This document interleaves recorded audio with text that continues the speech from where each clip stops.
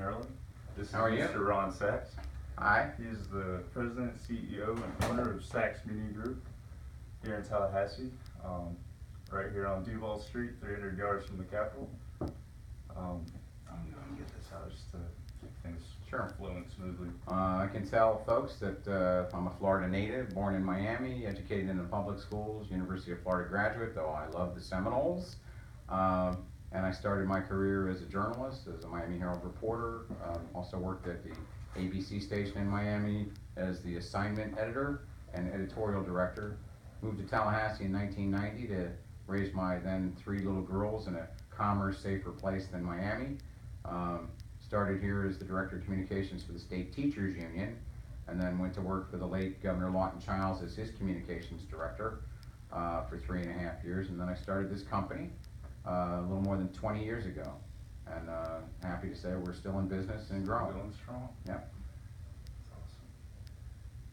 All right. Well, what's the size of your business? How many total employees do you We have about 30 full-time employees, a number of interns, some part-time employees and contractors, but about 30 full-time employees, 3 offices. Our main office is in Tallahassee. We have satellite offices in Orlando and Boca Raton, and we have associates in Tampa and in Syracuse, New York. Awesome. Very widespread.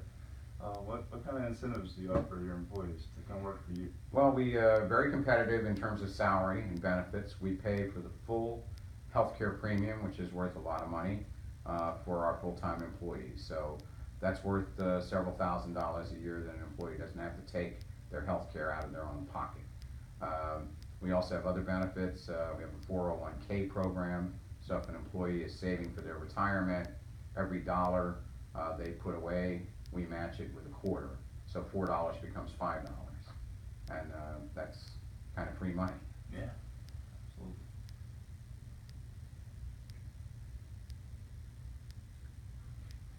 All right. What made you decide to open up your own business?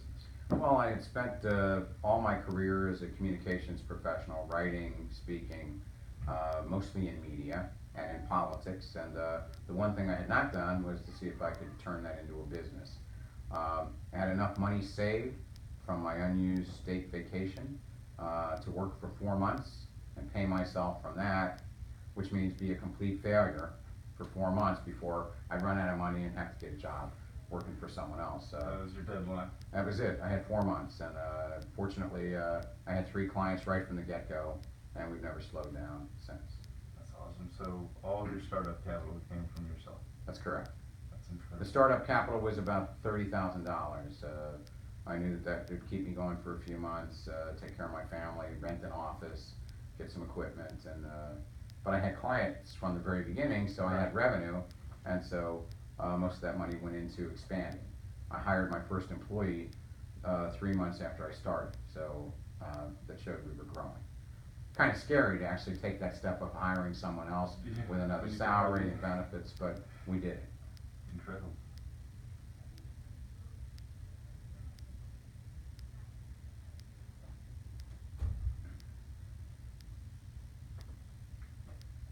So you guys manage social media for other people, but how do you use social media for yourself? Well, I use social media myself. Facebook, for example, my generation, I think, has got comfortable with Facebook to post some things about business clients, community organizations I support, like the United Way or the Tallahassee Chamber of Commerce. And personally, I post pictures of sunrises when I'm at the beach on the weekend because they make me happy. They make other people happy to see them too. It's a nice upbeat way to start the day to see a sunrise. So I use it for a combination of personal and professional purposes, and sometimes to support a campaign to generate interest and support for something financial and intellectual, political, and so on. Awesome. You feel like it helps you tie into the community? My best way to tie into the community is to just be a people person. I talk to a lot of people, I network with a lot of people, I belong to some key organizations like the Chamber, like the United Way. I support good causes, and that to me is the best way to connect to the community. Facebook, I would consider that an accent to all that, but not the main way to do it for me. Well, you know a lot of people, Mr. Ron. How do you keep a good memory of all these names and faces? Actually, you know, one of the toughest things as you get older is that you know a lot of people and a lot of people know you, but you can't always remember their name.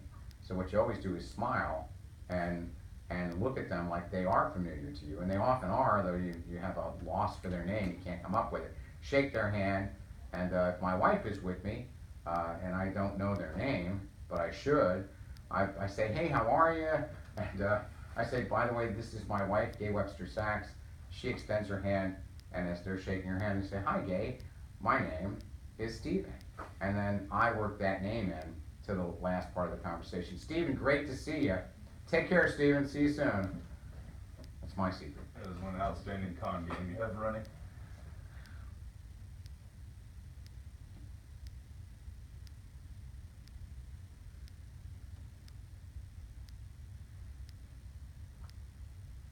Have you ever had to deal with theft inside your company? Theft?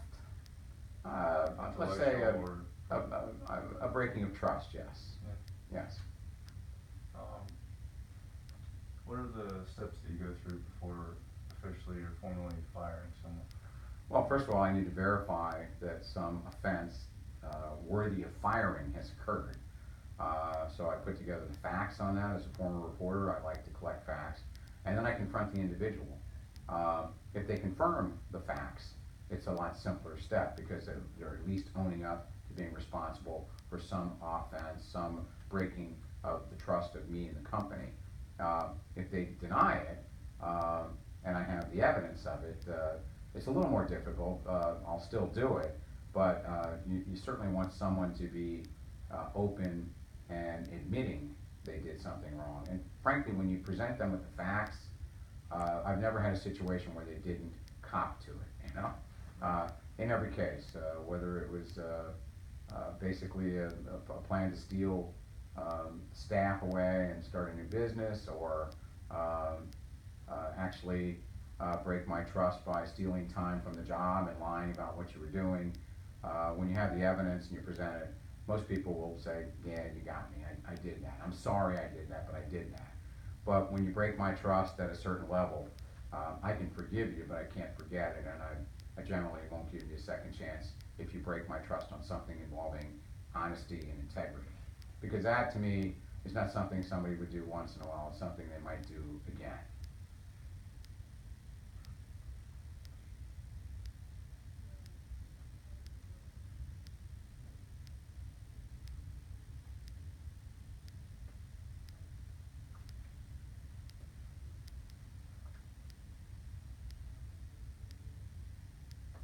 What makes you feel as if your business has been a success? Well, it's been a success in terms of we've grown, you know, to a bigger company, more revenue, more profits, more employees. We do great work for our clients. We do great pro bono, free work for the community and good groups like the United Way or the Chamber of Commerce or the Red Cross. But the thing I'm proudest of, besides being great at what we do, is that this company has allowed me to create a small economy that provides a way for people to take care of themselves and their families. That's a big responsibility to meet a payroll, and I take it very seriously. And it's not always easy. Every time we make payroll, it's like, whoosh, did it again. Sometimes it feels like we have to pull a rabbit out of a hat to meet payroll. People owe us money, and they're not paying us as fast as we have to pay our own staff or pay our bills. So I'm proud of being a businessman. I'm proud of being part of the free enterprise system. And I'm proud that in this country, our system of capitalism gives someone an opportunity to have an idea, start a business, create a small economy, employ people, help people take care of themselves and their families, and improve their quality of life. That's a big deal to me. You take pride in your own success, and you take pride in helping other people achieve success. I do.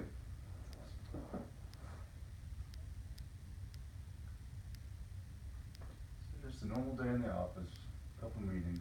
What kind of day-to-day activities do you have? Well, I meet with managers here about what's going on. I'm not, you know, when I started the company 20 years ago, I was involved in every client meeting, every press release, every news conference. We've grown to the point where I don't have to do that. And the most important thing about growing a business is for customers, for clients, to have confidence in the competence of our company. not just in me, but in the other people who work here. And I know we're successful because when our clients have confidence in the competence of some of our junior people and our senior managers, that's a successful company. If it was all reliant on me, we would not be able to get the job done because we've grown too big for me to be everywhere and do everything. The strength of this company is the quality of the professionals who work here, from the interns all the way up to the senior managers.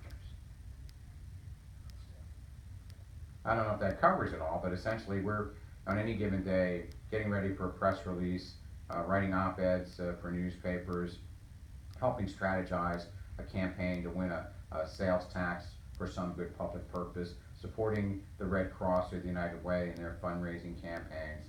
It's just a mix of a lot of exciting, interesting things. It's hard to get bored when you're doing so many different things every day. Marketing and public relations would be the main. Well, we've grown from being just a public relations, public affairs firm to also doing digital. We have the best digital team, I think, in the industry in the Southeast. Advertising, branding, crisis management, graphic design, web design, all of that. We're an integrated marketing firm, and that embodies all of those things. And last but not least, what succession plan do you have for your business? Do you plan to pass it on to children? Well, I have 3 daughters. They're all terrific communicators. 2 of them do some work for the company. All 3 of them are capable. None of them have particular interest in taking the company over. So I used to think my plan for leaving the company was to die someday, but I've been persuaded that there'd be a nice scenario where I'm still alive and enjoying the success we've had and not working as much. So I'm working toward a plan like that in the next 5 years where I won't be working as much, and some of the key leadership here will be able to take the company over. Thank you so much, Mr. Mike. All right, Stephen. I hope that worked for you all. Yeah,